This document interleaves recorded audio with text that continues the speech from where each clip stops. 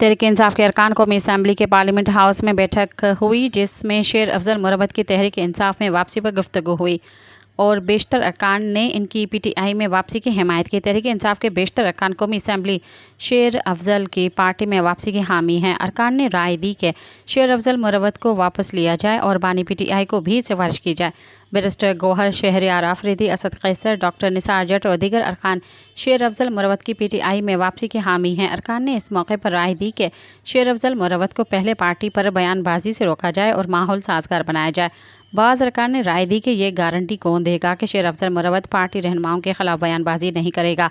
Doctor Nisar जट ने कहा कि हम पार्टी बानी PTI की सिफारिश करेंगे कि शेर अफजल मुरवत को वापस लिया जाए।